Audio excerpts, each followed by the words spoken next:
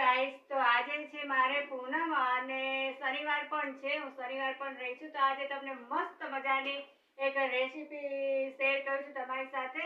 તો તમે ક્યાંય રેસીપી જોઈ નહીં છે અને સાંભળી નહીં હોય એવી રેસીપી છે. તો તમને મજા આવશે, શીખવાની મજા આવશે અને જોવાની પણ મજા આવશે. તો ચાલો રેસીપી હું તમને બતાવું મસ્ત મજાની.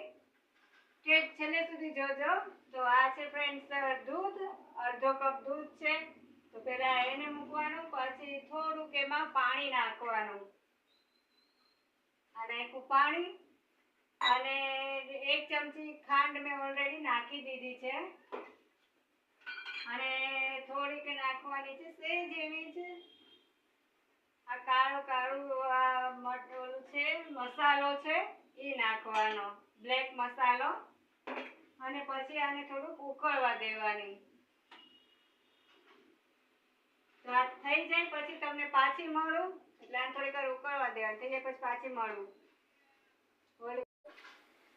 તો ફ્રેન્ડ્સ, મેં જે રેસીપી તમને શીખવાડી તૈયાર થઈ ગઈ છે. તો હવે એને ગેસ બંધ કરી અને ઉતારી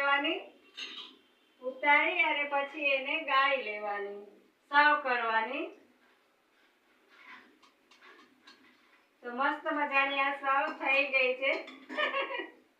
આઈ હોપ કે તમને ખ્યાલ આવી જ ગયો છે. તો ફ્રેન્ડ્સ છે ને મસ્ત મજાની મારી રેસીપી ઈઝી છે ને સાવ. તો તમને શીખવાની મજા આવી છે. તો ફ્રેન્ડ્સ, આજે મારે પૂનમ છે એટલે મેં બનાવી છે ચા. ભાઈ ચા પીવાનું મન થાય, કઈ વાત પરબ રહ્યા હોય એટલે ચાલો ચા પીવા.